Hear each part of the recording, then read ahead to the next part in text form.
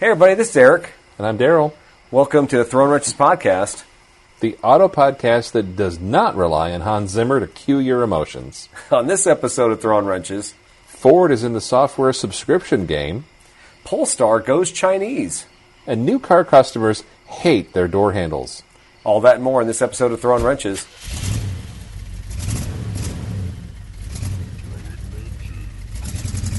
My pappy said, son, you're going to drive me to drinking if you don't stop driving. Tell them it's your car and you do what you want with it. I own this car. I do as I please. I also own the highway. My taxes pay for that. They're both mine. I own the highway and I own the car. I own everything.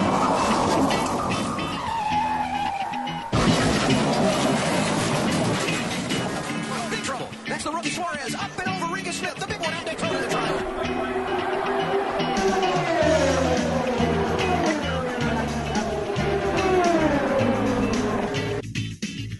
Welcome to the Throwing Wrenches Podcast.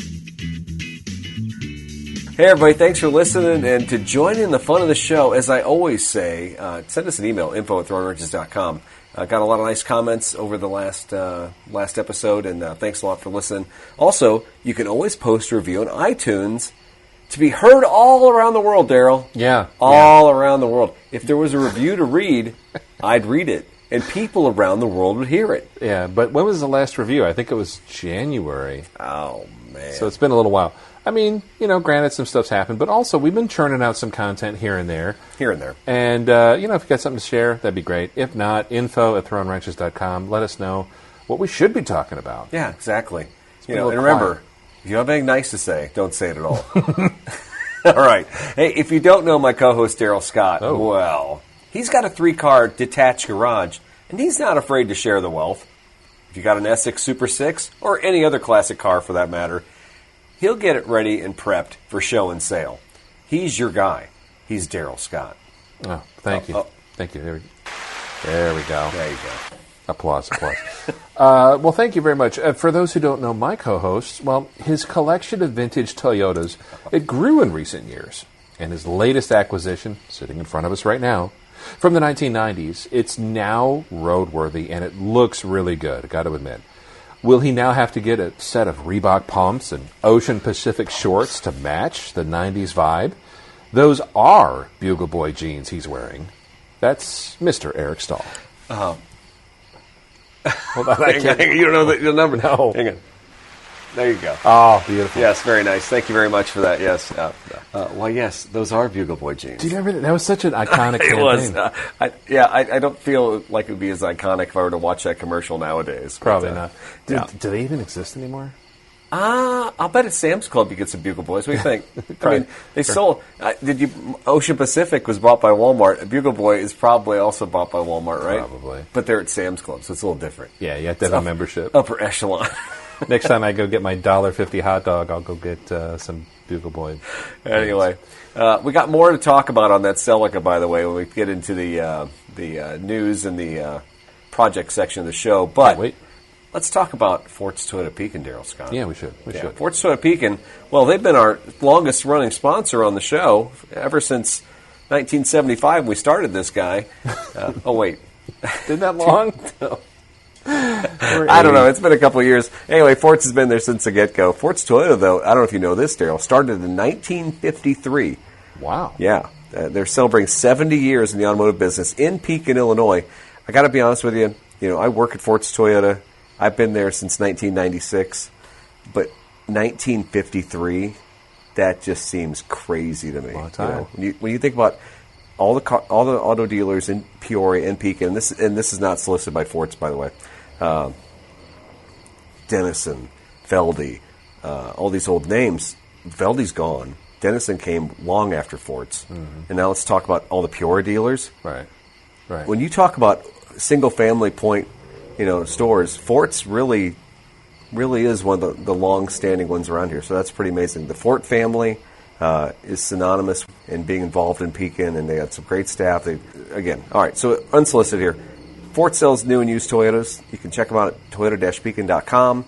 Their new inventory is updated daily, but I will tell you this, in the showroom floor, they actually have a list of all the new cars coming in. And if you want to know what vehicles are coming, you can always reach out to a salesperson. But I will tell you, the cars are coming in, and they are getting sold as soon as they come off the truck. So if there's something you're looking for, make sure you reach out to one of your favorite salespeople out there. Again, Toyota-Pekin.com. And again, 70 years. 70 years. 7 decades. That's a testament. It is a testament. Also, check out the 2024 Landcruiser and let us know what you think. Info@thrownwrenches.com. A lot of chatter about that, not only in the Toyota community, but also just in general. There's a lot of people talking about it. They've seen the spy shots. They've seen the press releases. They've seen all the the marketing behind it. Pretty cool stuff. Yeah. Have you had some people popping in being like, hey, when actually, you get one? Jake Irish has already said he wants to be the first guy in line for that thing. For real? Yeah. We could talk about this later in the show. We actually have some of our show notes here about the new Landcruiser coming out. And think about the found market that could be coming from that car. For the Landcruiser being a $98,000 car last year, to suddenly being a $55,000 car that's totally capable to be off-road and utilitarian in some ways. So it's going to be fun. That's awesome. I'm excited for that. All right, so Patreon. Daryl, do you know what Patreon is? Is it another planet in another solar system? No, it's kind of a handout thing for us. Oh, okay. No, Patreon subscribers actually are the backbone of this show. If it was for the Patreon members, we couldn't do things like keep the website going, keep paying Apple iTunes, just to host our little show and make sure the wives aren't on our back, right? That Patreon. Yeah. I got you now. Patreon members get an awesome, cool show, a pre-show. This time, I think there was a little too much talk about Paul Rubens, but then we went. We got all the way to the greatest story ever told. Yeah. We talked a lot about it was a pre-show of biblical proportions. Thank you very much. Yeah, and also if you're an Apple's iTunes Plus Premium subscriber, you get all that fresh content. So not only do you get this show, but you get an hour and 20 minutes of whatever blathering we got going on. And tonight, it may sound a little different. We did the show from Daryl's garage. Right. Not Joe's garage, not like Zappa. Or Little Stevie's Underground Garage. You ever listen to that? No, Stevie I don't know Van that one. Zandt? So, if we do sound a little different, that's why. But the Patreon members got a bonus garage show along with this regular garage show. So thanks a lot for Patreon subscribers. We really appreciate all your support. And iTunes Premium subscribers as well. Thank you. Definitely. All right, so we don't have anything in This Week in Social Media, although there's always something in social media. Anything just anecdotally jump out at you this week? No, I'll be honest with you. I got high-speed internet at my house. It's not the highest of high speed. Hold on. Is there some sort of applause we can... Oh, I got to turn up the volume. Okay, I got a little fade. Like beautiful. That. Yeah. Let's hear it for high-speed internet at the Stahl family household. It's a long time coming. What was your secret? It's not Starlink. No, it's a line of sight, and I actually have it bouncing off one neighbor's house onto another neighbor's house. I have like the Bermuda Triangle of radiation, laser beams going around my yard. Are there mirrors involved? There's dishes, multiple dishes, and blue lights and things blinking. Yeah. So what's your upload download speed? It's like 25 down, 8 up, or something like that. That's way better than you probably ever had out there. Oh yeah. Well, the thing is, it's consistent because when you had the MiFi or the hotspots through the cellular companies, they would fluctuate so wildly. Sometimes you have 1 bar, sometimes you have 4. So weird. Yeah. And Verizon, they could give you 4 bars, but that doesn't mean you were going to get any more than like 4 down or something like that. They throttle you? Yeah. Well, it's just so many people on there. So many kids checking their TikTok. But what I was getting to is my social media broadcasting as far as TikTok and Reels and all that stuff. I don't know if you've noticed, there's an exponential change in the amount of content I've produced because now I can actually upload stuff at my house. I have definitely noticed that you are more active on the different social platforms you inhabit, and the quality of content, frankly, it's impressive. It's improving. Yeah. As I play with these platforms. Yeah. Good for you. So, welcome to 2008. No, I kid. It's really true. It's 2004. But also, are you in a spot though where you can appreciate just? It seems like things have changed, right? Now we've got Threads, Twitter's rebranded. There's all kinds of things that are just changing. What platform are you spending the most time on? So I had this conversation actually the night on the tailgate talking to Mike Fort, and Pat Fort's nieces or nephews were making fun of the fact that we do a lot of Reels and a lot of Instagram stories and stuff like that. They're like, that's so boomer. That's so, it's so Gen X or whatever, something like that. But, I looked at Pat and I'm like, who's buying Toyotas? It's not kids in their 20s. Right. We are selling some Corollas here and there. The new Corolla, the GR, it's a hot car. And the little Corolla hatchbacks, and I've seen probably more younger people buying cars like that than probably ever in the history of the dealership. Because usually a Corolla is like an old lady car or something like that, right? Sure, yeah. It's a but safe realistically, our focus needs to be on Facebook Reels, Instagram Reels, and stories and stuff like that. They may seem not cool to the kids. But that's also where you get probably the most engagement. Yeah. People like video. People like short. Yep. They're not going to watch a 30-minute, here's every feature of the new Camry. I started turning on the captions, too. Does that help? You know how many people sit and watch videos like in their bed, but they don't listen with volume? Like early morning risers? Yeah, or nighttime people with their wife next to them in bed or something like that. Who might get yelled at, by the way. Turn that off. Yeah. And turn your screen off. I love you, Sarah. Yeah. But I might get yelled at quite a bit, and the captions are good for that. They are. So they aren't perfect. I watch them like, well, if you're watching this, you're probably getting the gist of it. Mm-hmm. But it's not quite perfect. But you know what? The tools are pretty amazing for what they can do right now. Think about that, transcribing your audible text, whatever accent you might have or how you speak. Sure. Somehow this AI or whatever is like deducing and translating that into speech. And then it's also taking the emphasis words and making them bigger sometimes. Right, yeah. Yeah, it's pretty crazy. I do like, for the most part, they're pretty good. Whatever that automatic captioning on YouTube, and they're pretty close. Yeah. But then there's other times where there's been ones that I put in, and I don't put subtitles on by default, but I'll put something in, and I'll have some music or something in the background. And all of a sudden, it'll put things in parentheses. It'll try to identify the background noise. Have you seen that? Oh, that's funny. A bird's chirping. Yeah, and it'll just say like animal noises, or it'll say like the one it does a lot. If it's music, it can't understand. It just goes foreign. It goes parentheses. It goes foreign, and I'm like, I'm not speaking another. It's like Bruce Springsteen playing on the speakers. Yeah. And then of course YouTube like mutes the whole thing because it's like unauthorized use of. I'm like it's. So whenever I do anything in the garage or anything, I kind of stop with the YouTube because it picks up anything in the background. That's funny. And I'm like, forget it.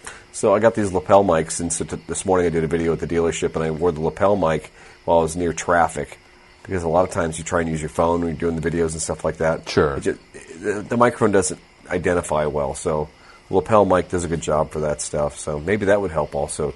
See, we get so much ambient noise, like old car clank noise in the background, right? Tool dropping noise. I loved all that, and I don't know. TikTok, you're on the TikTok. You're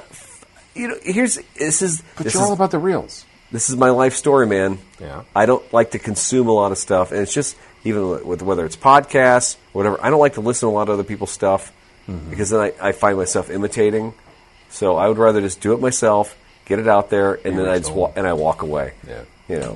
Because I think Facebook, Instagram, and TikTok all believe that I like cliff diving, parachute disasters, and I'm trying to think what else. Oh, and I definitely like surfboards that have like the little hydrofoil in them. That's all they said. That's all I ever watch. You get served up some weird stuff, my friend. I just get food videos and like police dash cam footage. I don't know what that's about, but I don't know. It's fun to see what the platforms extrapolate. Yeah. I think I know what this person wants. I get a lot of cliff diving. It's cliff diving What are you all the watching? time. I don't know. I have no idea. Remotely interested in cliff diving at all? No, not really. Outdoorsy? No. I can't even figure. I mean, maybe I liked one once or twice because it was pretty cool. Yeah. But now it's like that's all it gets, cliff diving. And then, I mean, the parachute stuff. Is that like the dudes in the squirrel suits that fly off a cliff? Is that I don't what it get is? those. The parachute ones are literally people with tangled parachutes and stuff like that. And like, Oh my gosh. yeah. That sounds horrible. Yeah. What I You're watch watching today. like parachutefails.com or Yeah, something? no, I don't know. Anyway, so that Midaircollisions.net. yeah, consuming that stuff is. And actually, I did watch an airplane crash into the sea today. So I don't know. But anyway, hey, Well, listen. just clear your search history and start over. Yeah. That's my recommendation for that. Let's move on to the first section of the show. It's called Projects, and it's called Projects for a reason because it's when Daryl and I talk about all the cool stuff going on in our garage. And there's been quite a bit, I think, because it's been a month since we did this show. I sold the 98 4Runner, Daryl. Did you pour a little beer out for your homies? I should have. I think Aiden... Hold on, because technically it was your son's, right? Well, any car really... Does it really belong to your child if your name's on the title? Not legally, but No, no. okay, yeah. But that's when he, last year of high school, senior year, that was like his vehicle? Well, he was 15. He got that car when he was 15. Permit. I got it with his permit. Okay. Started kind of modifying it, painting it, doing all that stuff. Then we turned 16. He had it. It was a high school rig. Yeah, and we got some steel wheels and some big KO2 tires from Stork I bought because Stork wanted to get rid of his Steelies. And, I mean... It looked good. We dressed it up. Then we put some... Actually, Stork's old takeoff springs from the back we put on the back because they all fit on these old... A 98 4Runner can take springs from a 2014 FJ Cruiser. That's the beauty of Toyota and a lot of their trucks, right? Yeah, parts bin, you can just swap whatever you got on hand, it'll fit. Yeah, so it was always a cool-looking truck. And but the last 2 years, it's kind of sat. It sat at the dealership. It sat at our house. And I got him a RAV4 to take to college. He's going to Wisconsin. He's 3 hours away. So we got it sold. I basically sold it for more money than I paid for it back when I originally bought it for him. Not to mention the stuff I had to repair in the meantime. But realistically, if you can buy a car, drive it for 4 years, and you still walk away with more money than you paid for it, without going, I didn't resto-mod, I didn't paint it, we didn't do a chop the top. No, just basically did maintenance stuff to it over the last couple of years. Sure. So I think we did all right. But I videoed the day the kid drove off with it, and I panned right to my son's face as the guy drove away. Mm-hmm. I feel like my had been cut off, and I'm like, it wasn't a good feeling. No, I get it. I understand. When I had to get rid of my '78 Volare because we moved to Florida, and we weren't taking a car because Florida had an impact fee. I remember selling that car to it was like this German guy who was going to drive across the country or something. It was the weirdest thing in Fairbury. Anyway, I want to know how you got hooked up with that guy, but we'll talk later about it. Anyway, I remember being very traumatized. I remember taking pictures with the car. I remember my best friend from high school, he took a picture with me in the car. Yeah. It was just, that car was special. And I imagine Aiden had a lot of special moments in that car too. So I get it. I get it. A phrase we mocked 50 episodes ago, but now we use probably more than we ever have. We do. I do understand, but it's gone. So this is a rite of passage. He's moved on, and he's still in the Toyota family. He's got a really nice RAV4. Yeah, which I got him a bike rack today for it, so he can put that on the roof. I offered to actually get him a new spare tire cover. I thought maybe we'd dress that up. Yeah. He's all about the ladies. He's like, Dad, how much does this look cool to girls? I'm like, you're a sophomore in college. First, I don't know any sophomores who ever look cool. Let alone, a sophomore in college with a car, you're already bumped up the list. I just talked to a friend of mine. She's sending her kid to Wisconsin without a car. Like that, you can do that? A lot of people do. Here's the embarrassing part. One of the reasons I chose Western, and my folks did, hey, you can keep a car here. It's $50 for a parking permit all year. Mm-hmm. Sold. There were so many schools. On Q lot. On Q lot. Actually, I had a Q and a C. I had a C lot right outside my dorm. Yeah. But that's the fun part is that there's so many other colleges in this country that we don't have room. You can only be an upperclassman if you have a car. Where he goes to school, space is a premium. They're right in Lake Michigan, so he's in the crappiest lot, and he pays $250 a year for the crappiest lot. But he can drive wherever, whenever. Yeah, right? he has to take a public transportation. They have a constant bus going around to the parking lots. I think Edwardsville's like that too, where you get a shuttle. He has to hop the shuttle to get there. Okay. But he's totally cool with it, and he goes to work with it, and whatever. So. Hey, I got an idea. Bike rack. He can just take the bike to his apartment, and that's they do not allow bikes inside the dorm. But you're right, dude. There's too many rules. Yeah, he needs to get out of that school. he needs to go to Western. No, okay. So many rules. Yeah. But bottom line, he's got a cool ride. Yeah. It's reliable. It's probably a little better on gas. It sucked to get that thing sold, but at the end of the day, he's not walking everywhere. No. He's okay. No, it's okay. And actually, I put brand new struts on his RAV so Angela said to me, she goes, hey, there's something wrong with Aiden's RAV. And I'm like, it's got a little suspension delay. She goes, are you sure that's all it is? I'm like, yeah. I drove it one day. I'm like, oh my God, this is bad. Oh, it's like insanity. It's like you might as well have sticks holding the suspension together or something. It was just banging all over the place. So I drove into work, and I got 2 new loaded struts from Napa and some new sway bar links, and the car drives like $1 million now. So he hasn't thanked me, though. He's been driving for a couple weeks, and you think he'd, like, say, thanks, Dad. No, never got that. Do you want your son's appreciation and affection? It's probably not going to happen. $700, for 2 loaded struts, so... It's a fair amount. Yeah. I would notice that, too, especially if the ride quality improved. Yes, absolutely. Drastically. It drives like a new car. We leased out the camper for the Fairbury races. I have a camper. It's a 2021 Riverside Retro, and we got it 2 years ago because we kind of had this intention of doing some camping with it, but things didn't work out last year. But we still put it on outdoorsy because some friends of ours are doing outdoorsy. We thought, we'll do this. It'll be a little side hustle. Right. And for the most part, it's worked out okay. But this year, I didn't have the time, didn't want to screw with it, so I kept the price intentionally a little bit high, thinking if somebody wants it, I'm going to make them pay for it. Sure. But one of the caveats in the contract that I didn't realize I'd ticked was I would do deliveries, which I think when I initially set up, I thought that'd be okay. But when you put in a 100-mile square radius, 100 miles as a crow flies on outdoorsy, it will take you all the way to Fairbury. And to me, if I would have known 100 miles was all the way to Fairbury, which I know very well growing up in Fairbury. Yeah, it's your old stomping ground. Yeah, that's a long drive. I got to go all the way up to 24, then take 24 for 40 miles across. Is that for free? No, they pay $100 for that. Okay. Maybe it was 100. I think 100. Maybe it's a 100-mile radius. Anyway, the 100 number. I think it's a $100 setup. Maybe it's 60 miles. Whatever it is, it's not worth it. So when do you get a hitch on the Prius? Yeah, right. That's what I want to know. Well, I had to go to Fairbury anyway. My grandmother, she passed, cleaning out her house. I'm like, hey, it's a win-win. We'll be in Fairbury anyway. So I get there and I drop it off, and it's not a campground. It's stock car races that weekend, which I guess Fairbury is like renowned, famous here in the Midwest. Yeah. They have a couple big races there, and they're big paydays.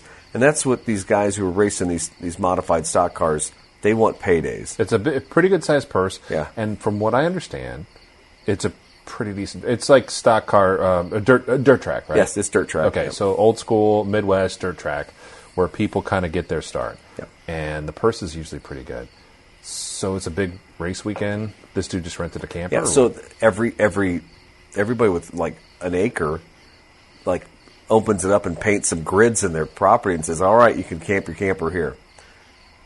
Well, our little princess camper here is not a boondocking camper. When I asked the guy, I'm like, "Is this got facilities? You hook it up to water? Do you have electricity? Are you taking showers in it? You using it for bathroom?" Yeah. The more we got into it, the more I realized it's just 2 guys probably going to drink all weekend, be covered in dust, because you can't go to the stock car races. I know, because I used to go there on Saturday nights. Right. There was one girl I was really trying hard to impress her. I was wearing my Bugle Boy white shirt with the little red tag on it, and I swear to God, by the time that night was over, my shirt was brown and my teeth had dirt in them. I remember tasting the Fairbury dirt.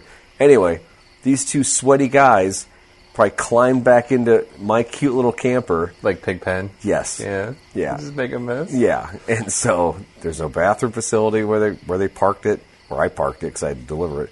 And there was no bathhouse. And it just, he was using a generator to power the thing. It was not ideal. Did you shut it down? No, I still let him rent it. I got $400. So $400, right? Yeah, it's something. I mean, it's two months of payments on the RV. Yeah. So yeah, that's not bad.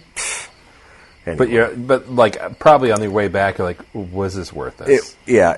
Unfortunately, I have a wife who's not afraid to get in a bucket and some bleach and go into town and everything, and she does that. She doesn't mind. Okay, that's her thing.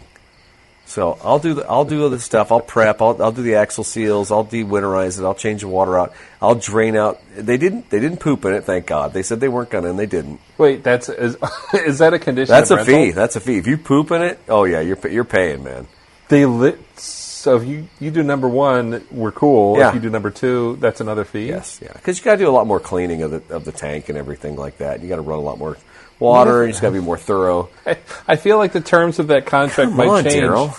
on, depending on if you're Never mind. Anyways, Yeah. I have so many questions. Yeah, about well, this. anyway, so I just, when it was all said and done, got the $400, and I have a new perspective. So what I do, I hiked up the price even more on the rental.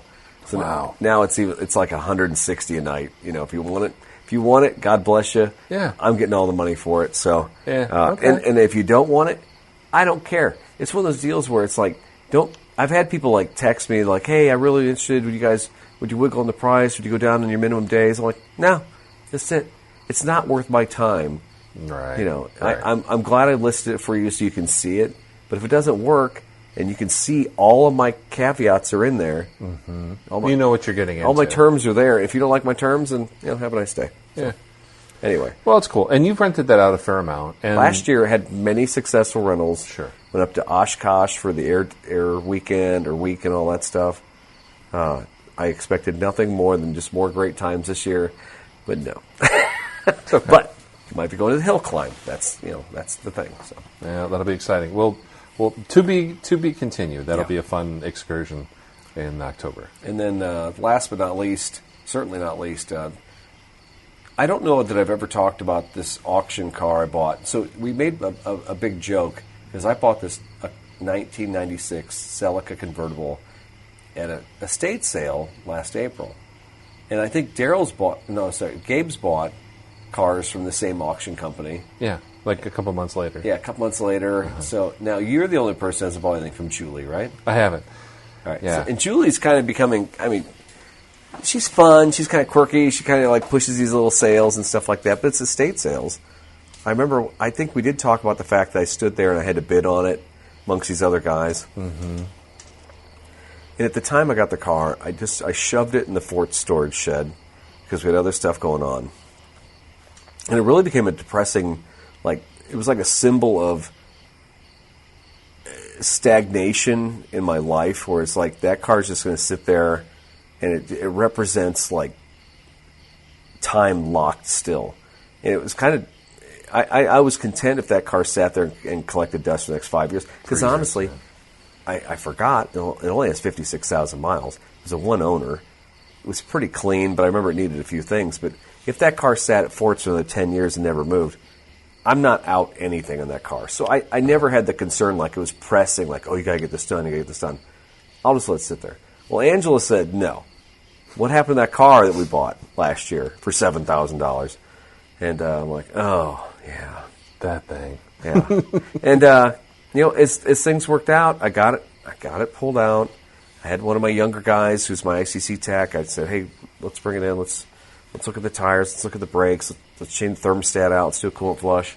And while we were at it, Cody, the parts manager, said, hey, we had talked about this before. It wasn't just on this last week, but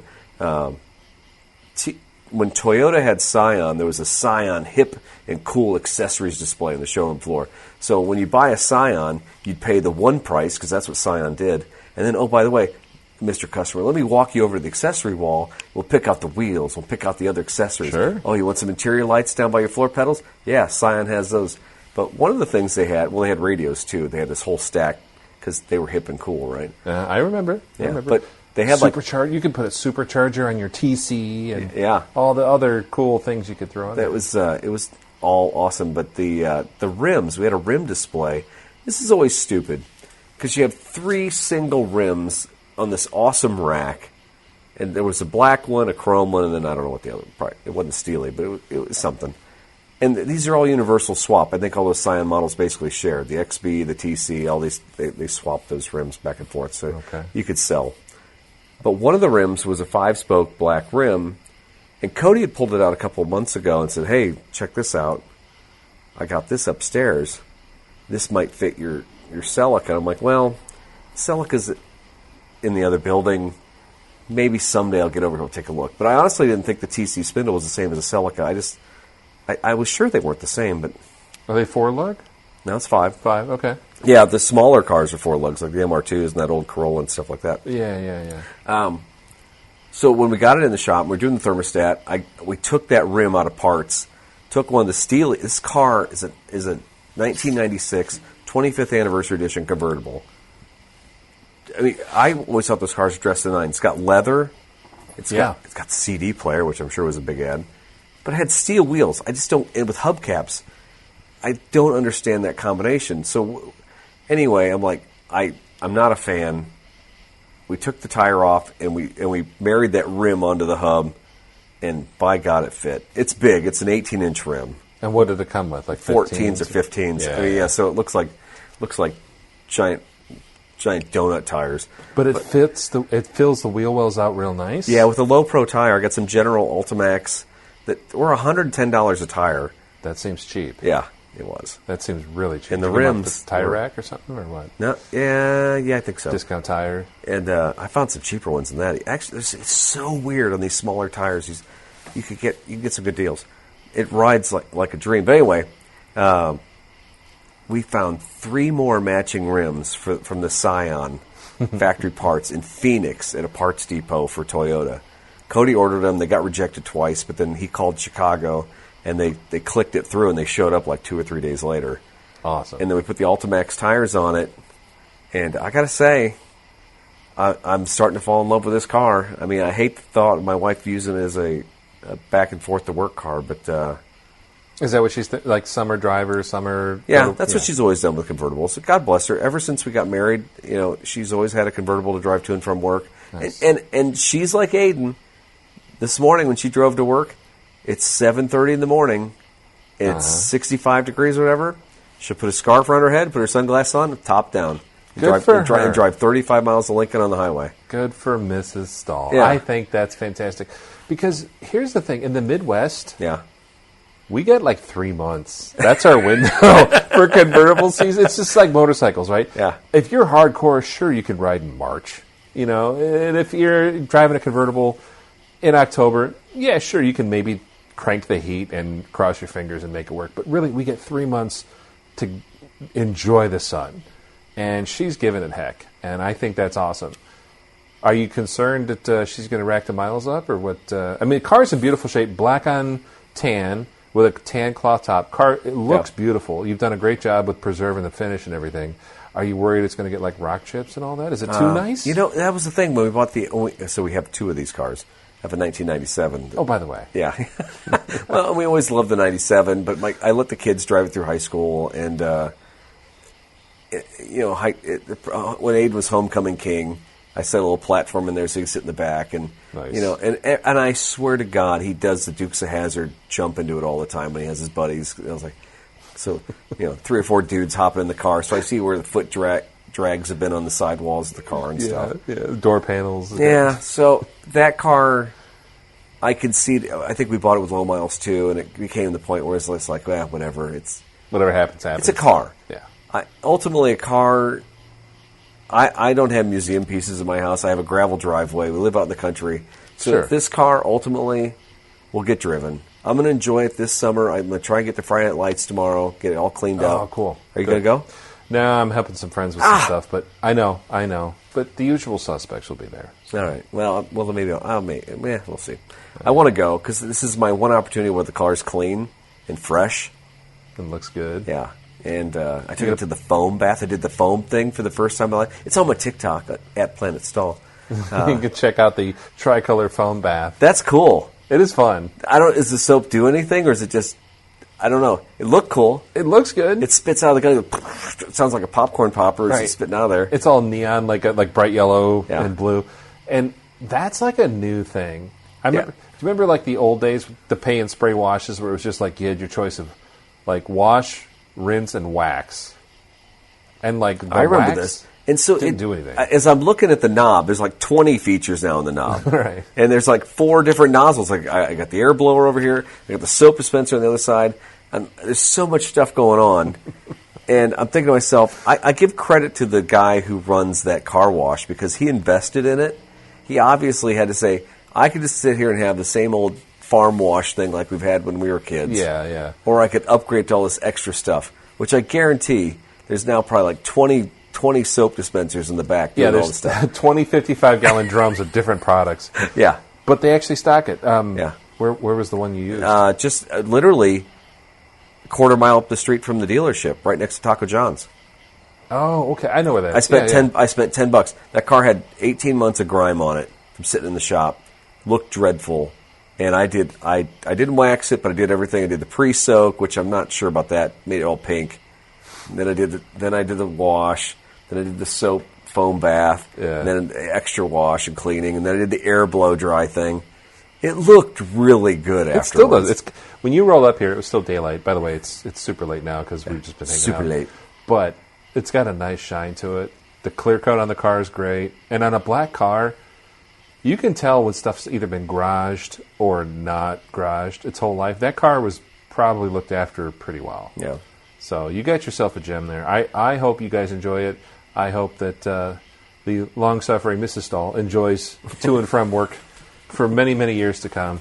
And, just take good care of it. Keep a good coat of wax on it. You'll be fine. You'll be fine. Well, I'll defer to your judgment on the paint. At some point, a clay bar may get involved, so I may come up here to. Well, as I said here, you got a 3-car garage. You're willing to share and help. Bring it. Yeah. Yeah. I've got clay bar for days. And all right. So I just stole like 10 minutes of time here. So you go nuts, bud. What's been going on? No. Well, that's exciting. I'll put some pictures of the car with the post for this episode here at throwingwrenches.com. But no, honestly, I've just been working on a couple other projects. We had a good friend Gabe Casey and I had some work on some projects lately, including a 1931 Essex Super 6, which was a really neat car. Referred to in the intro of the show. Yes. Yeah, that was a nice, beautiful kind of a Kelly green with black fenders. It looked like a Model A, but a little classier, a little nicer. And that was a recent purchase of his, along with a 1940 Buick Special convertible that he's... I have not yet seen this car. That car. It looks beautiful. Oh, my gosh. It is beautiful. It's maroon. More to come on that because I've never seen you speechless like that. I tell you what, that's the jewel in his crown. That is the nicest car in his collection. And I have no shame in saying that. As a GM apologist, I find that is probably the nicest car. Maybe Gabe needs a patch. He probably has one. I'll get him one. But the Essex came with that as part of an estate sale. And the Essex, with Julie, our good friend. And that found a new home rather quickly. So that is still in the area, but another enthusiast purchased that because he just couldn't live without it. And we were close to getting it running, but it needed a little TLC. And we just... I think it made my TikTok. It might have. At Planet Stall. Check them out on the TikTok. So that was good, but it kind of opened up the path and some time for other projects that have been languishing in our collection, including the 70 Plymouth Fury 3 convertible. Oh, yeah. And so I went through the brake system, found after a new master cylinder that I wasn't getting juice to the back brakes, and figuring the back brake hose had collapsed and wasn't able to pass fluid through, I decided to do the right thing and just round off every brake fitting on the car in an attempt to try to replace the hoses, rounded off every fitting. And so that just led to me going to inlinetube.com and ordering a pre-bent, pre-flared cut, everything brake line set for the whole car for $155. I'm like, why wouldn't I just do it? Yeah. So Gabe helped me take off some of the old lines. We cut off what we needed to, got the distribution block out, and I'm going to send the booster out to get rebuilt. I've already got a new master. I'm just going to do new lines, master, booster, everything. And wheel cylinders, hardware. I've got the whole 9 yards. I'm just going to go through the whole car and make sure that that's done. And then once that's done, she's good to go. All the fluids have been gone through. Car's ready to rock and roll. So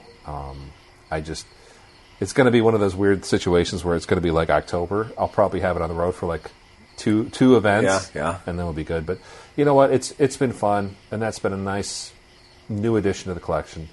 I still haven't touched the 1955 Cadillac at all this season. Really? Yeah. You're talking early about things languishing. Yeah. And that's why I feel like, as I look behind you, the 55 is behind you right now. Yeah. And I do feel bad. I feel like I've neglected it, a lot. But also, it's not going anywhere. I mean, you've definitely got it in a better condition than it was. It's stable. But it's not mothballed per se. No, but it's definitely... like when you hear like a shooting victim on the news, they're in stable condition at a nearby hospital. That's what I feel like the 55 is. It's stabilized. It's not getting any worse. And as my late friend Don used to say, well, who cares? You can restore it 10 years from now. It ain't eating any hay. He used to say that as justification for stuff that's sitting and you're not actively doing anything with it. He's like, well, who cares? It's not costing you anything. It's not eating any hay.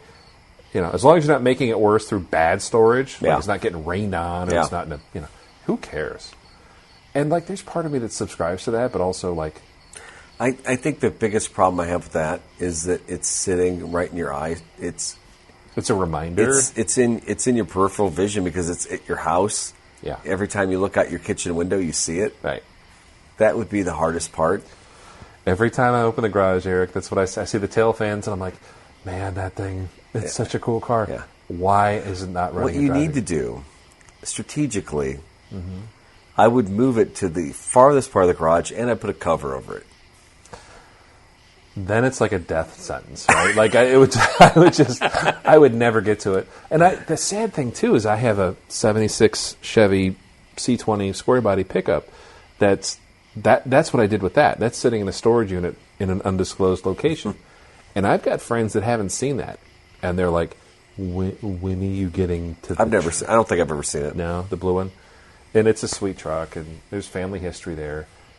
But I just tarp that. I let that go. So I don't know. Things that keep me up at night, it's unfinished projects. And I've got my basement. I've got this. I bought that Celica in 2020. Still haven't put brakes on it. I've got all the parts. Oh, I remember when you bought them. Yeah. Yeah. Yeah, I'm like, hey, I think it needs a master cylinder. And you're like, yeah, maybe. We'll like, bring it in. We'll look at it. I've got all the stuff. Yeah. Have I looked at it? No.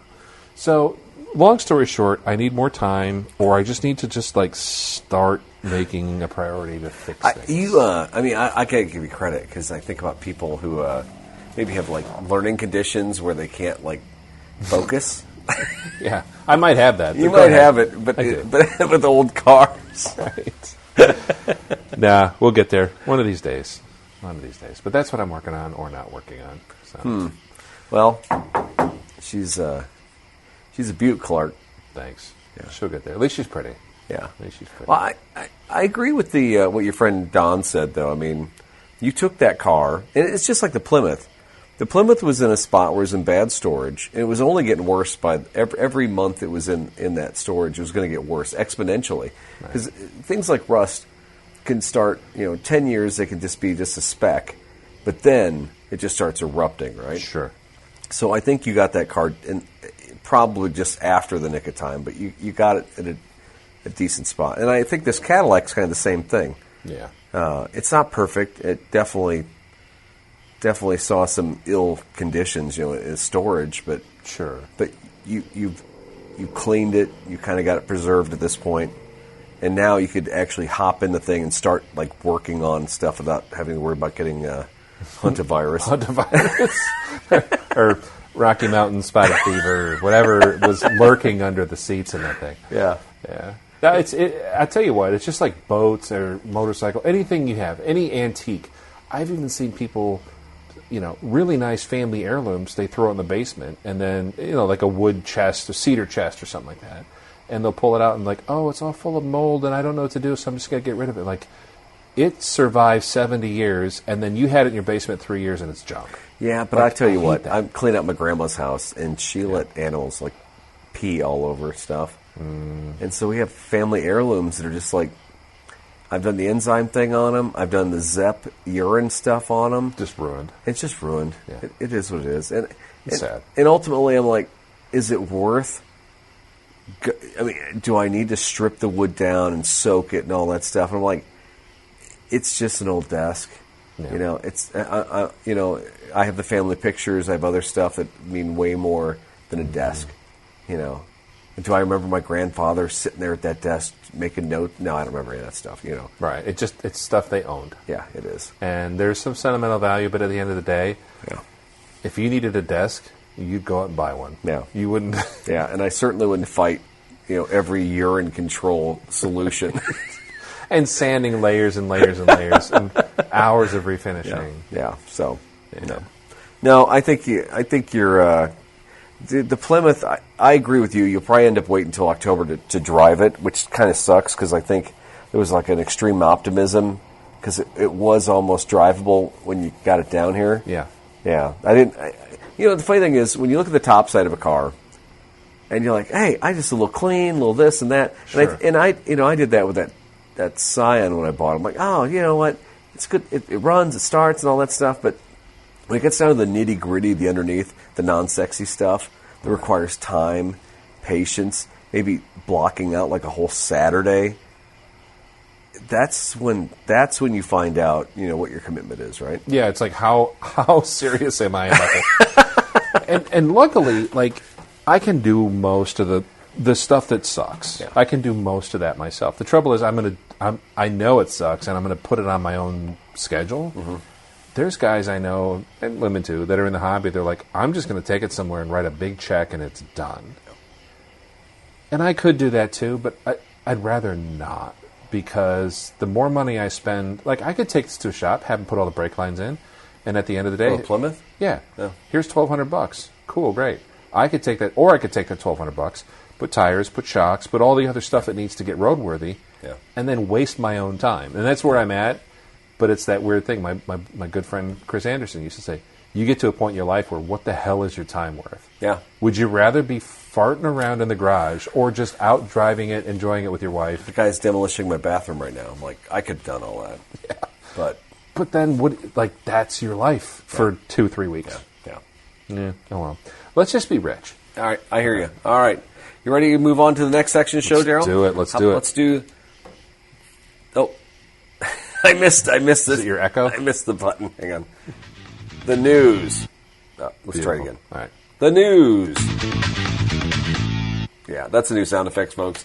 Don't get too excited. It probably won't stick around, okay? All right. I had no historical headline this week, but we do have some world news for you. I don't know if you know this, Daryl, but Volvo, who I used to... What, is that like a Nordic company? Yeah. Like Sweden? Slightly Swedish, yeah. I don't know, something like that. Volvo Cars and EV startup Polestar will be tapping into an old U.S. trade program to import Chinese vehicles at a lower cost, giving the Swedish brand... Oh, it's Swedish. There you go. It told me. If I would have read, that's just, short attention span.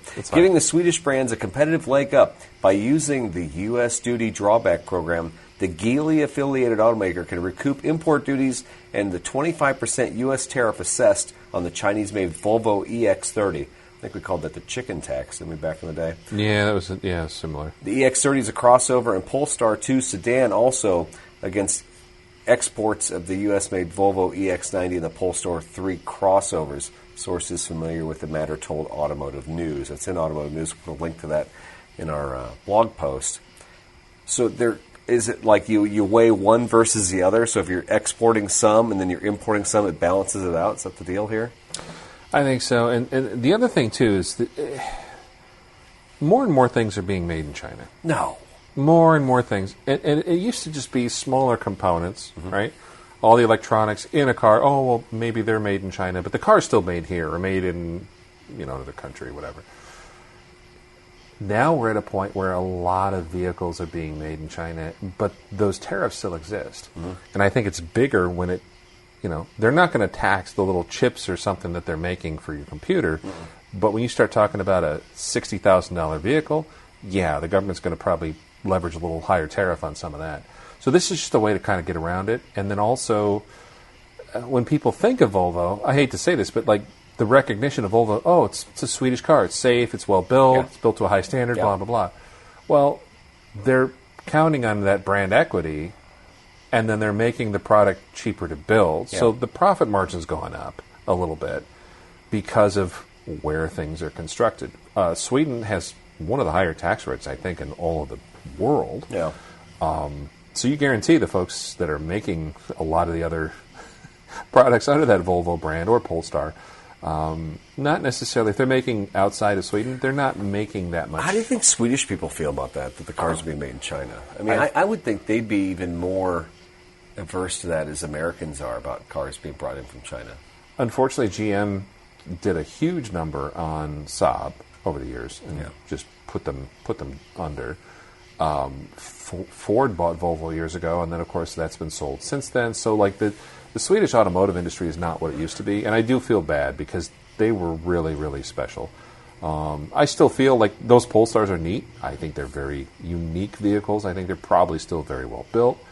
But they're also super expensive. And I'm curious to see how U.S. consumers adopt some of those. Locally, do you see a lot of those on the road? Do you see a lot of Volvo crossovers? And I think I saw my first Polestar, and I think I've seen one Polestar in real life on the highway. It was like within the last couple of months. Yeah, I've seen one or two here. When we were in the UK earlier this summer, there were a lot more. The smaller, I think that is the EX30. Okay. That's kind of their smaller, not entry level, but the small, more affordable crossover. In my mind, we talk about, we make fun of these other Lordstown and these other makes and stuff like that. Sure. They're EV startups. Polestar had a leg up because it's Volvo. They call it Polestar, but realistically, it'd be like, any other manufacturer just kind of like skirting with a different name. When Toyota had Scion, Lexus, or something like that. Right. But it's not. It's all Toyota. We know that, right? Right. So, I think in my mind that's the future of a lot of these EV cars, these EV brands. There might be some anomalies like Rivian or Tesla in the future, but realistically, these one-off brands are going to have to marry with a big automaker. I agree. Yeah. So Volvo has their EV car maker, Polestar, and I thought that's good. It's solid. And you're right. The reputation from that Swedish company is the equity in that company. Yeah. If I'm going to buy a Polestar, I'm like, oh, it's a Volvo. I mean, I trust them. Yeah. They seem like they know what's up. But man, the Chinese connection just to me that cheapens the product. And like I said, as a European, I would think even the European customers would be more upset with this than the Americans. Americans, I don't know. There's just we don't research anything anymore. We don't care where it comes from. Yeah, I don't think so. We're looking at bottom line. We're looking at cost. And even across the board, there's more and more companies that have, a big footprint in China as far as the manufacturing part of it. Yeah. And as long as the consumer doesn't see that much of a difference in reliability, they're not going to care. Yeah. I don't want to talk off. I don't want to say anything because I'm not an expert in EPA regulations and child labor laws. But to me, there's a lot of perceptions I have about Chinese workmanship and the way anything is made in that country. I feel like the reason it's cheaper is because they do things that we wouldn't do here. We wouldn't allow our workers to do. Wouldn't allow to be in the environment and stuff like that. Sure. So it does surprise me in some ways that Americans don't scrutinize that stuff more because we're so worried about that stuff here. But I agree. Out of sight, out of mind, right? 20 years ago, maybe not as much, but I would think with the amount of insight we have into all aspects of that. Yeah. And how'd they make it cheaper, Dad? Right. Oh, they made it in China. Why is it cheaper in China, Dad? Because they don't care. Right. There's a whole laundry list of reasons why. And I would have figured that would have, consumer behavior would have changed. I would have thought. Yeah. But apparently not. And hey, if a Polestar showed up here tomorrow and it was the same price as, say, I don't know, a Chevy Volt, if it was $35K or something like that, I'd consider it. I don't know. I found out this week that the the Toyota BZ4X, which is their first true EV offering without the assistance of Tesla and stuff like that, starting price on those is like $42,000. That's not bad. Yeah. When I look at the price of like the Rivian SUV, which is a much bigger car, they're not in the same class.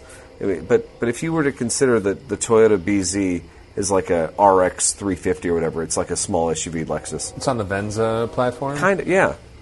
For $42,000, and it's 250 miles, I think, on a charge. So it's on the smaller scale as far as that goes. But that's pretty cheap as far as EVs go right off the bat. So you'd have to think that, I don't know. Where am I going with that conversation? No, it's interesting. I think the major manufacturers are going to have a big advantage should they choose to use it. Yeah, I agree. Right. I agree. Speaking of reliability... Oh, yeah. What do you got here? All right. So cars have more tech than ever, and drivers are increasingly frustrated with their door handles, their screens, and other features. Oh. This is according to Business Insider. The overall quality of new vehicles is deteriorating, and nagging problems are on the rise, according to a new study from J.D. Power.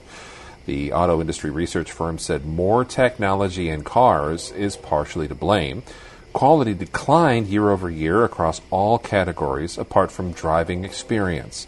2 categories where problems increased the most were in features, controls, and displays, along with infotainment. Now, you work in the industry, in the service side of the house. Infotainment is the worst. How amazing is, like, someone takes their car in, Yeah. they get service, whatever. How often do you get pulled in and be like, my phone won't pair with the car? Or, like, Every day. I can't find the direction, the navigation doesn't work or something like that. How much do you guys get pinged for infotainment problems? Thankfully, a lot of the, I think Toyota basically removed GPS from almost everything. Okay. And if it's on a new car, it's Android Auto or Apple CarPlay. You sync to your device and That's go it. from there. And you know what? That's the freshest maps. It's live data. Right. It's streaming. It's telling you traffic patterns, telling you if there's a cop up ahead or whatever.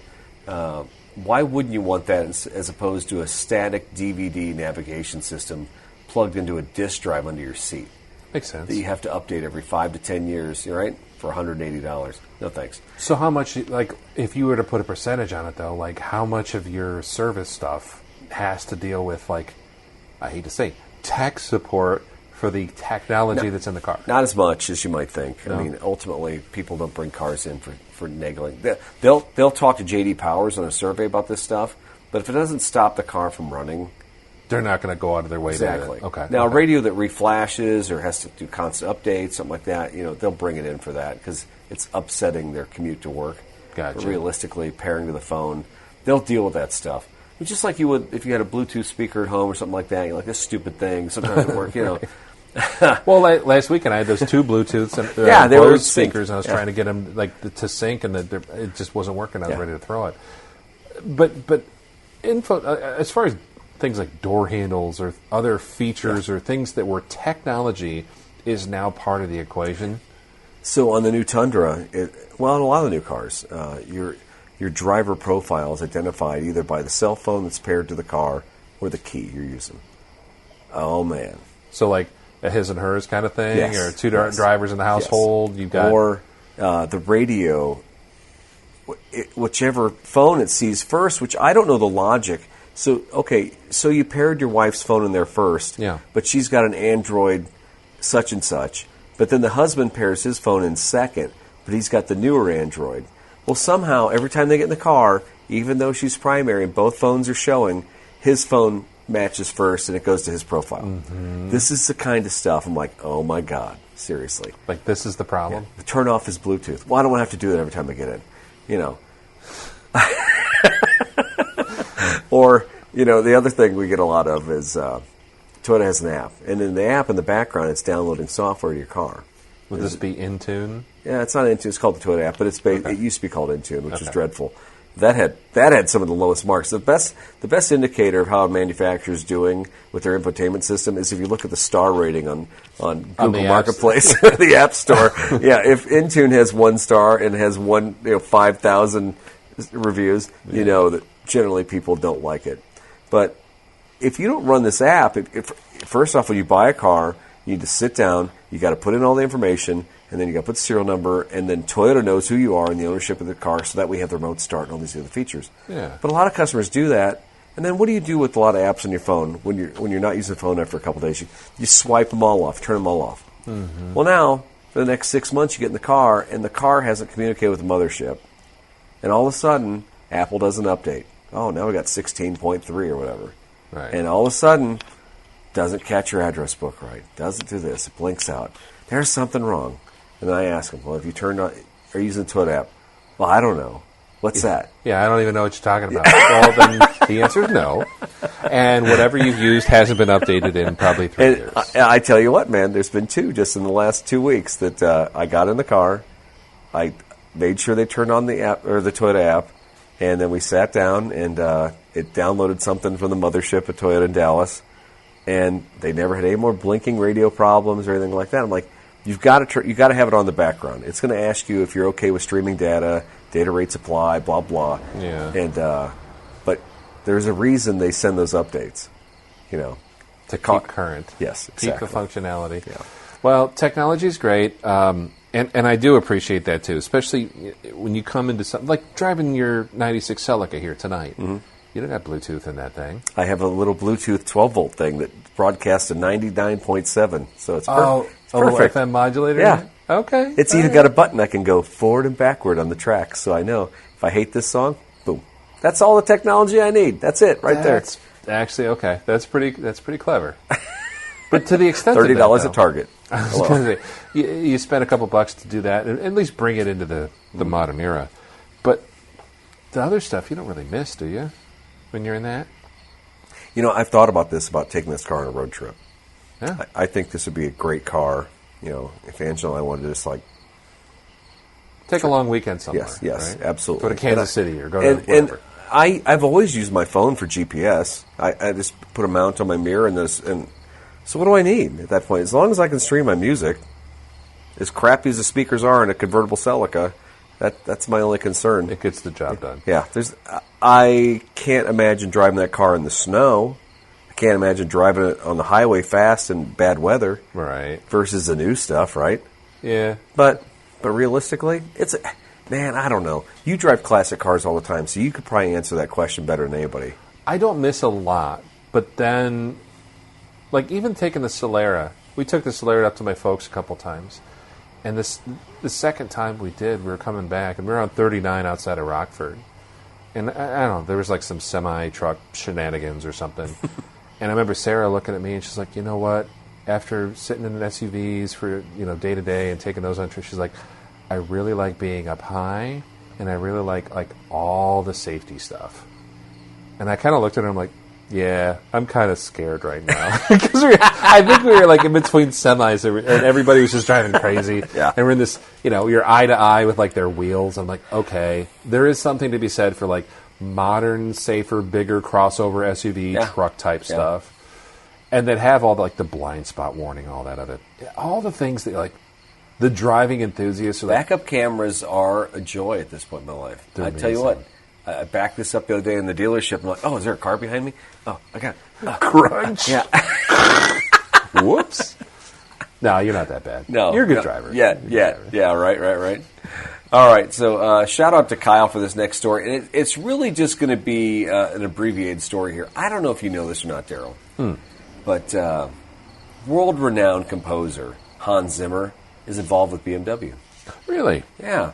Actually, if you Google it, you'll find out that Supercar Barbie? Is that her name? Blondie. Supercar Blondie. Yeah. Has a whole video on BMW's website dedicated to Hans Zimmer and life sounds.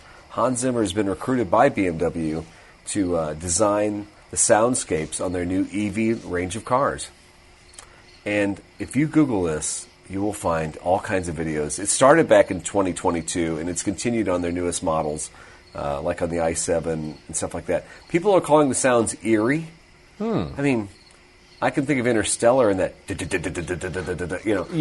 they're doing, that'd be awesome, I think. But it could also be, it could be kind of weird stuff. I don't know if you know this or not, Daryl. Fun fact. What's that? Especially if you're playing trivia games there at home, folks. Hans Zimmer, do you know do you know the first song ever played on MTV? Was it Video Killed the Radio Star? Do you know the name of the band? The Buggles? Yes. Do you know who's in the Buggles? No. Hans Zimmer. Are you serious? Serious. How did I didn't know that? Yeah, there you go. Early 80s, right? Like 81-ish? Yep. Video Killed the Radio Star. Was he like the keyboard player? Yeah, probably. I had to guess. I had no idea he was in that group. I did not either, but he's been around for a while. This dude's been tickling the ivories, and a little bit. Yeah, so there you go. That's your moment of Zimmer. It should be a new segment. He's done. I tell you what, he's done some great soundtracks. Things like Interstellar, Rain Man, Days of Thunder, and of course my favorite movie. Not your favorite movie, but Driving Miss Daisy. No way. He did that? Really? Yeah. Oh, yeah. Yeah. Never mind. All right, stuff. I'm going to take this one here. We're going to talk about this just a little bit. We alluded to it at the beginning of the show. The 2024 Landcruiser was introduced back on August 1st in Salt Lake City. They did it at the Toyota Heritage, or Landcruiser Heritage Museum. It's a pilgrimage site that I have not yet made, Daryl, believe it or not. But Legends never die, says Toyota. Toyota's off-road icon and longest-running nameplate is making a triumphant comeback in North America for the 2024 model year, Hey-o. returning to its rugged origin. Nice. So some of the bullet points from the presentation were their longest-running nameplate returns to North America.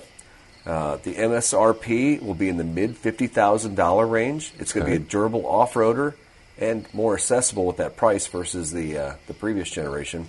It's exclusively powered by an iForce Max turbocharged 2.4-liter four-cylinder hybrid powertrain that produces 326 horsepower and 465 pounds of torque. That's a lot, and I think the EV aspect will be kind of fun for that. It'll have an available 12.3-inch touchscreen, which, as we just talked about in the last article, people off-roading really could care less about. It'll have Toyota's latest audio multimedia system and multi-terrain monitor. That could be kind of cool if it's monitoring the tires and kind of showing you traction, stuff like that. Cameras all over and stuff, yeah.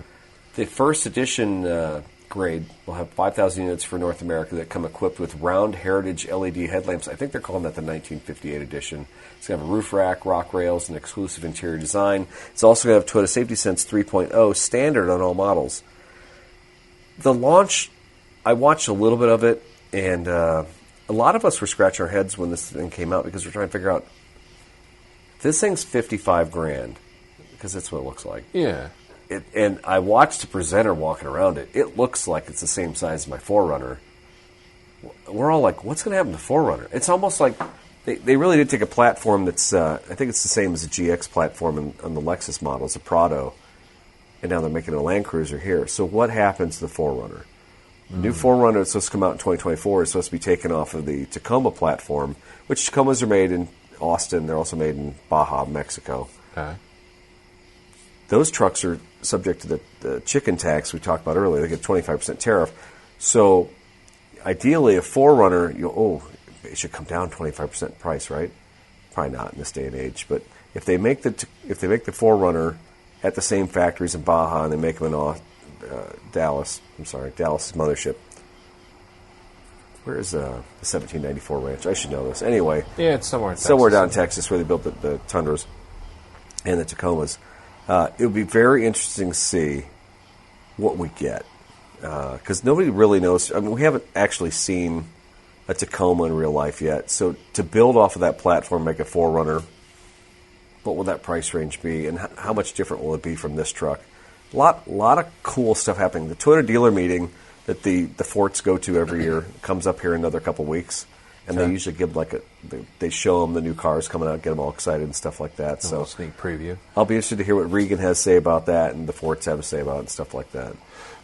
At the end of the day, though, Tacoma and the existing 4Runner, they're kind of long in the tooth, right? It's an older platform. Well, when is it this year, kind of like their final year? So the current edition 4Runner that's out right now, it's had the same 4-liter in it since 2010. Jake knows this. No, this current 5th gen body style with a 4-liter, that body stayed the same, but that 4-liter's been around even further than that. The previous generation 4Runner had that 4-liter too. Okay. And the previous Tacoma shared that 4-liter. It wasn't until this new one came out with a direct injection engine that they changed that. So the Tacoma kind of took a different path here over the last, since 2015 or 2016? So it's been 7 years they've been running that. And Toyota does that with their trucks. They go 10 years with their trucks before they change anything. Sure.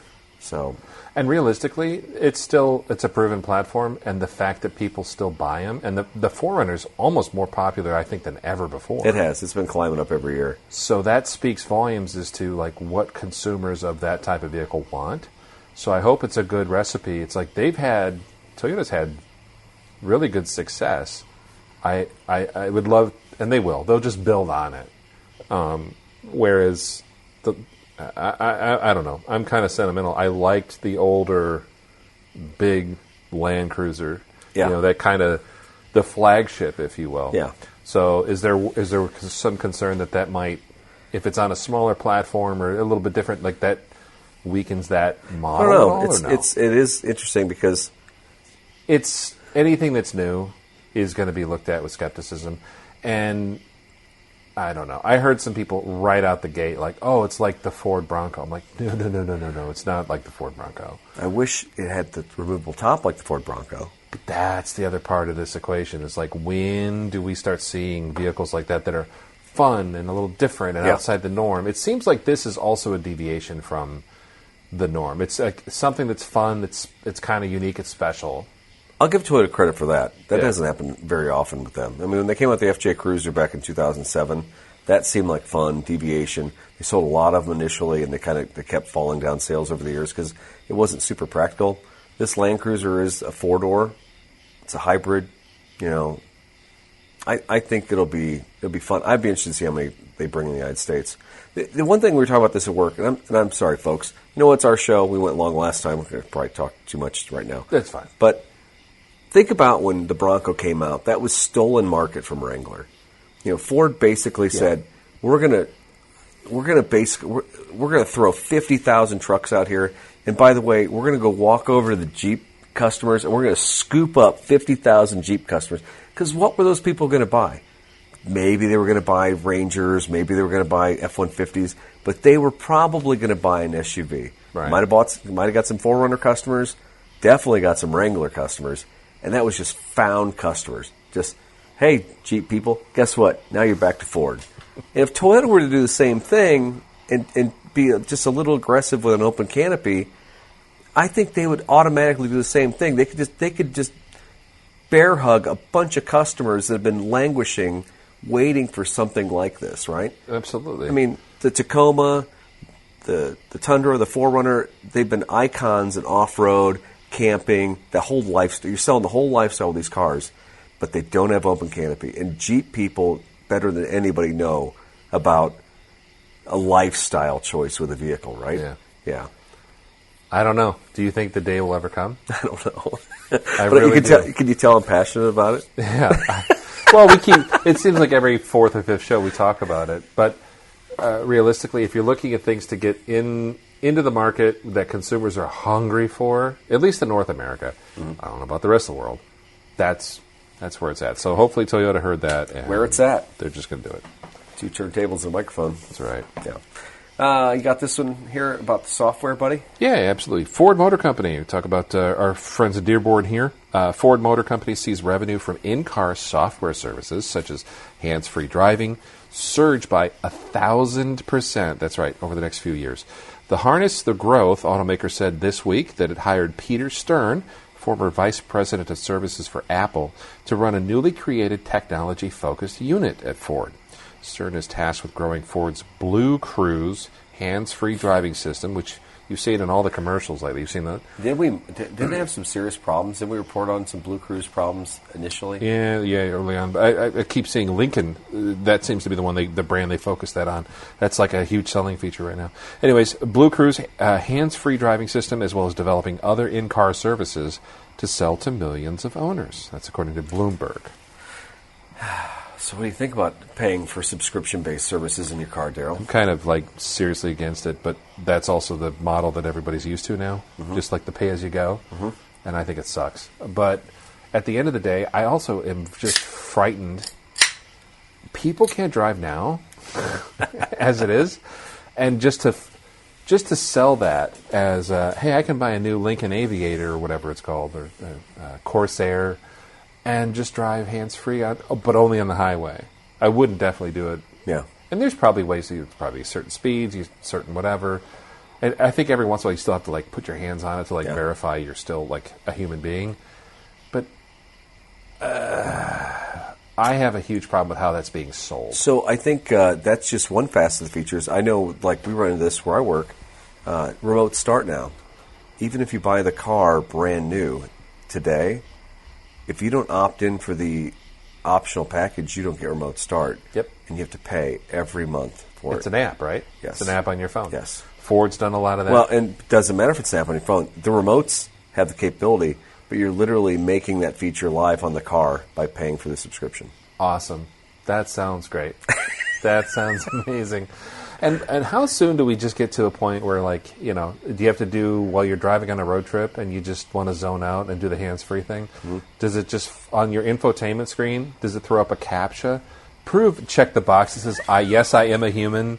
And then it's like... By the way, you paid for that subscription to tell you that. Yeah. Right. How many pictures? Which pictures show stop signs, and you have to select and do all that stuff just to do the hands-free thing? Yeah. I don't know. Just can we leave technology out of some of that?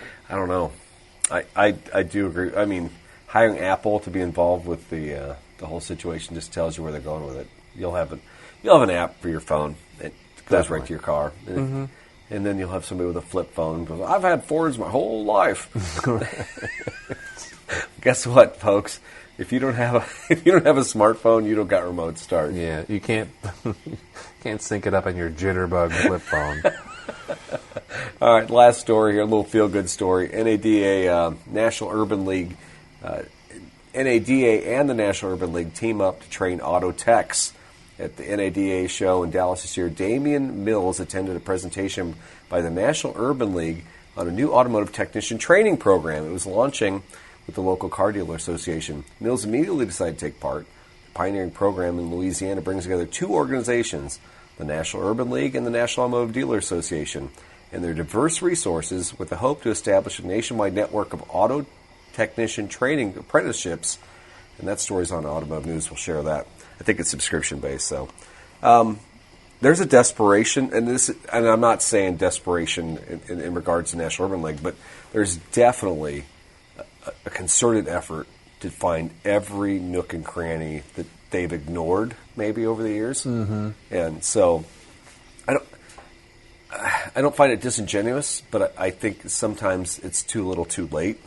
I'm glad they're trying to flip over stones to find more, technicians, stuff like that. But this is kind of stuff that I was hoping that maybe years ago we'd be doing this stuff, right? Like it could have been in the works. Yeah. Or ideally should have been. Yeah. And the shortages, we talked a couple shows back with Regan about some of the challenges facing the industry as far as getting new techs trained and brought in, but also making it a lucrative job for those who are in that industry. Yeah. And talk about pay scale and how, the compensation model. That still seems to be just one of those discussions that's going to be ongoing for many years to come. And as tech evolves, the consumer model evolves, the product that people are putting out there evolves, the type of people working in the industry is going to change too. Yeah. And I'm glad to see some of that, but also I think that it's good the National Automotive Dealer Association is getting involved. It has to. It does. This talk about self-preservation, but you're talking about a group that encompasses, all dealers. This is an interest to all dealers. What? I don't want to sound like a big jackwagon here, but why do you pay dues? Why are you involved with organizations like this? This is where you use leverage. This is why we work together as a group to try and make things happen. Sure. So more of this stuff should happen. They can advocate in ways that you guys can at the local level. Exactly. They have that platform, and people listen. Mm-hmm. Like we're listening to, what they said here recently at the show in Dallas. Did you go to the show in Dallas? No, I did not. Oh, man. All right. So I tell you what, Daryl, we're going a little long. Do you want to hop to Cars of the Week? Yeah, let's just do it. Tune in next time for a moment of Musk and some of the other usual Listen, first suspects. off, it's X, and he's not going to fight. And read the, you want me to? There's going to be no cage match? No, and Grimes wants to die on Mars. So I read that. You could listen to the pre-show for that. So there's just a lot of stupidity going on there with these guys. So I'm going to let it lie. If you haven't heard enough Elon Musk news in your life, you certainly don't have to listen to this show to hear more, right? Yeah, I guess we can take a little break. Yeah, we will. He'll be back. Yeah. Don't worry. Hey, this show is from the garage tonight. This is like, did Metallica have a garage? What was their album? Yeah, what was it? Garage Days. Garage Days? This is going to be throwing wrenches at Garage Days. The underground garage. Anyway, all right, Cars of the Week. Well, Cars of the Week, if you're not familiar, I've been a little weak on my Cars of the Week lately. Nah. But Cars of the Week is where Daryl and I dream and we scheme. And we think about things that, I don't know. Do you have enough cars? I emptied a car out of my garage, so I possibly have more, space for something else, another project possibly. You did. You cleared some space. So what I should do is probably cruise the internet. I should probably cruise all the sites. Facebook Marketplace seems to always be a winner. Auto Trader, man. Car Gurus, that is the spot. If I'm going to find something sweet like a Lotus, I probably can't afford it. It's probably in Southern California, but I bought it in my mind, and that's more powerful than anything. That's Cars of the Week, folks. So what did we dream and scheme of this week?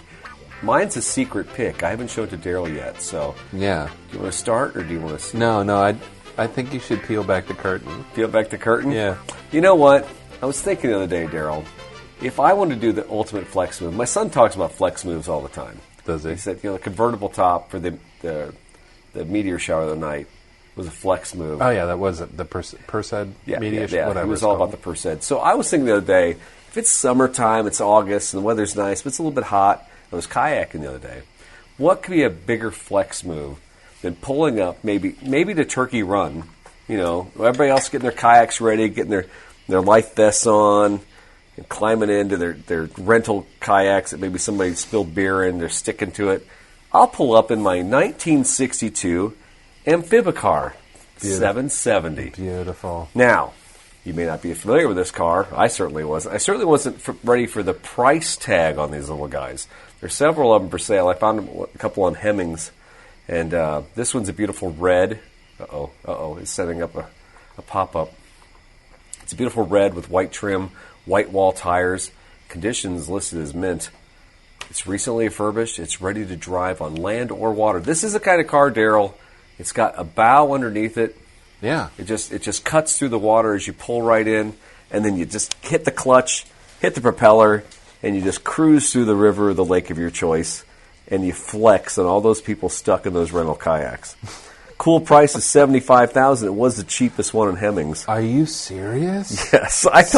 I really thought that I could find one of these for like $20,000. I think you could buy a duck, one of those military ducks for cheaper than this. Yeah. $75,000 for the little amphibious And then car. would you drive it in the water for $75,000? No. No, I wouldn't. Maybe if it was like Crystal Springs, like Zephyr Hills in Florida, where there's no impurities in the water, and you can pull it back see the out. bottom. You're the one impurifying the water with your greasy axles going in. I'll tell you, that surprises me what they go for, because they're neat, but they're not that neat. But you know what? If you did have one of those, Yes. you couldn't take it down the Mackinac River. Where would you? Where would you take it? I don't know. Look at here's the other couple that were on Hemmings. Holy cow! Yeah, This is a 62 that I'm looking at, the 770 for $75,000. There's a 64 for $85,000, a 65 You're for $119, and a 68 for $99. $100K for the little car that can turn into a boat And all these look like they've been restored. Obviously, the paint can't be that perfect from a 60s car like that, so these have all been restored heavily. And how solid do you think a 60s car that was a boat that could function as a boat? Do you think that there's rust inside all those panels and stuff? Oh, yeah. You'd have to have marine-grade epoxy to seal that little car up. Wow. I mean, cute. Kind of has like a Volkswagen-y vibe. Yeah. Yeah. I just think it'd be cool just go crashing down, went down to the Illinois River. Of course, the propeller's probably so tiny that I can't keep up with the current of the Illinois River, right? Get there's like 2 knots on the open water. Well, I'll see you guys down in Havana. Hopefully I don't miss the ramp. All day. Well, that's a good pick. I think if you had $75,000, I don't know, you probably wouldn't spend it on that. But maybe you would. Maybe you would. I think I would. Honestly, I could see there's certainly a wow factor. I've never seen one of those driving around. I think that'd be kind of cool to show up to anything at. I think, and guys can at home Google this. I think former President Lyndon Baines Johnson had one. Oh, I think he had one on his ranch in Texas. And he used to, same thing, tool around and then just like drive into his lake and just, putter. And then while the press stood there on the lake throwing questions at him, and he just like, can't hear you. Right. Or he'd just go duck hunting with it or something. I don't know. Just seems weird. That one's cool. The tan with the black top. Yeah, it's got some, I thought maybe for a second, since you said Lyndon Johnson, maybe this was like military or something. It's got some... There's like boat It's got numbers. some call letters on the side, yeah. Like the boat registration number's like a canoe or something. Yeah, right. Right on the fender. Yeah. Oh, that's cool. So, you know what? My car is super clean, Daryl, and my car is super cool. It goes in the water and out of the water. It does. It probably goes about 35. It probably handles the water as well as it handles the land. Guaranteed. But when I'm looking at what you got, I don't even know if this thing can handle anything. What is this bucket of bolts you're looking at? Yeah, it's another project. Because even virtually, if I was rich, I'd still look for project crap. This is something that caught my eye. I was looking at Packards the other night, old Packards on Ye Olde Facebook Marketplace. Okay. And this thing came up. It's in Urbana, Illinois, right near the University of Illinois. Nice. Go Fly fans. Go Illini. It's a 1933 Packard Super 8 Club sedan. And it's a big sedan that is kind of like a formal, almost like a, I'd say like Hollywood royalty would probably have something like this back in the day. I think Gene Kelly pulled up in the Singing in the Rain scene, where he pulled up to the movie. Yeah. He probably hopped out of something like this. Beautiful car. It at one point, I think it was kind of like a royal blue. It is now a royal rust with dust on top of it. A lot of patina on the fenders, but you can tell this thing is super, super elegant. The asking price is $18,000, and there is absolutely no description whatsoever. I wondered. It's very thin. Yeah. There's about 11 pictures on there, and they're pretty thorough. The interior's a mess. Engine bay looks decent. Straight inline 8-cylinder. And the interesting thing, and I wanted to point this out, the photograph of this car, do you see the grille, how it's closed? I was looking at other stuff on that, but okay. So, tell me about that. By the way, in the background, there's like 6 other old, 30s cars sitting there in various... but there's a basketball hoop on the wall, so it makes me think we could find the school that these things are located at. Right. I think it's... That's the other part. I love when you look at Facebook Marketplace and you're like, oh, that's kind of cool. And you're looking at the background of where these things are stored. Yeah. This is definitely some dude bought a school and stored his junk there. Yes. And there's like probably another Packard convertible behind it, which I really want to know about. But anyways, this thing is neat because Packard overbuilt their cars. And their inline 8-cylinder had like 9 main bearings. It was a giant, just cast iron behemoth. But the interesting thing about this, super ornate, gorgeous cars. The grille, it's this beautiful like stainless steel grille or chrome-plated grille. The slats close, and when the thermostat of the engine opens up and it starts reaching operating temperature, there's a mechanical linkage that opens the louvers of those as grills. As the spring in the device moves, it actually turns an arm. Yes. Oh my God. And then it allows the cool air to circulate through the radiator and stuff. So those are the things that, like, as a total nerd, you start to realize just how cool these cars are. Yeah. But then you realize $18,000 for a basket case.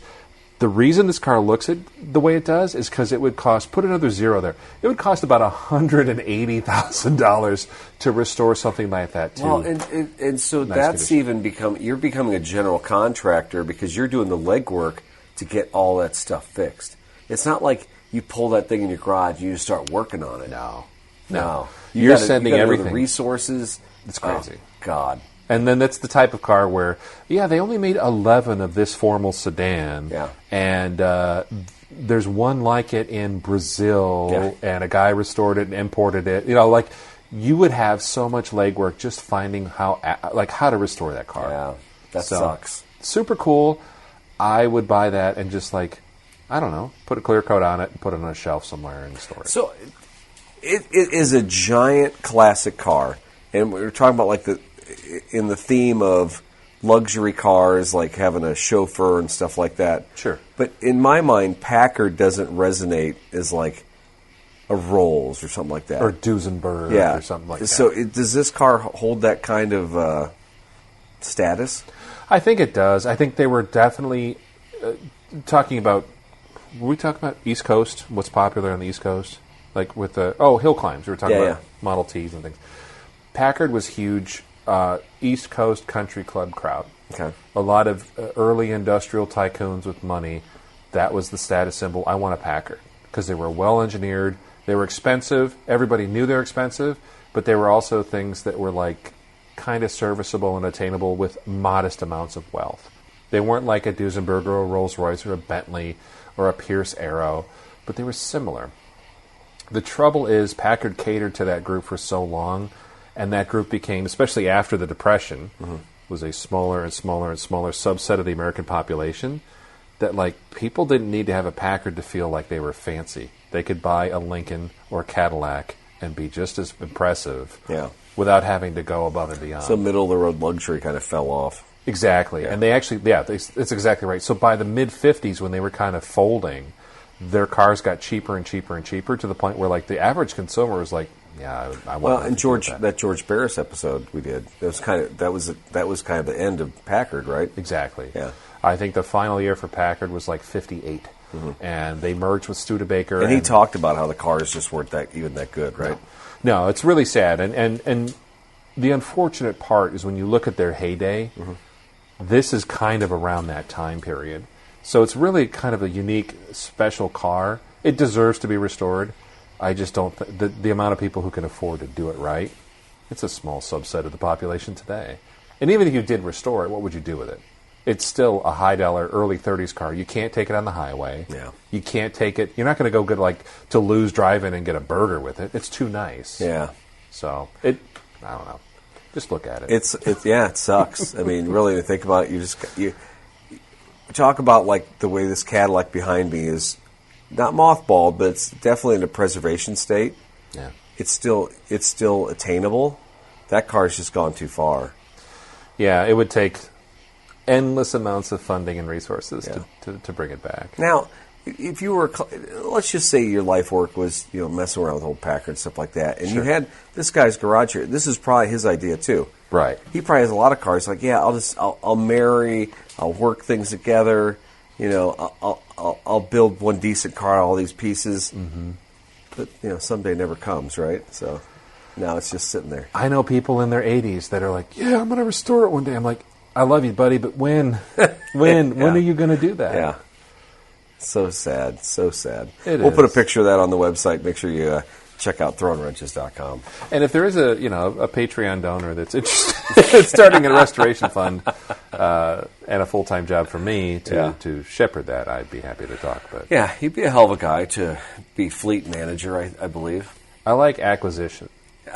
Well, everybody likes acquisition. It's maintaining. Maintaining and execution, that's not my forte. I just like getting projects. That's what I like doing.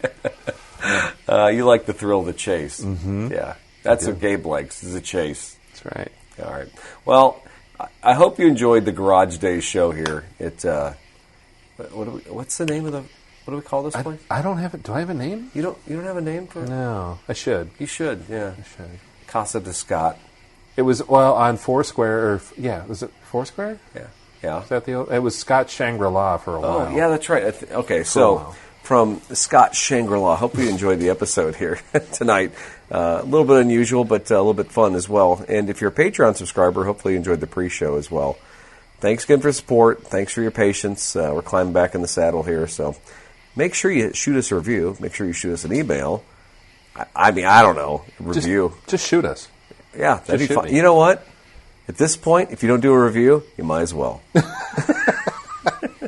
I'm desperate, folks. Desperate. In the meantime, we're at info@thrownwrenches.com, and I look forward to more of these fireside chats. Yeah, and make sure you check out Throwing Wrenches on Instagram and TikTok and Planet Stall as well for more fun car videos. Have a great one. Thanks for listening. See ya.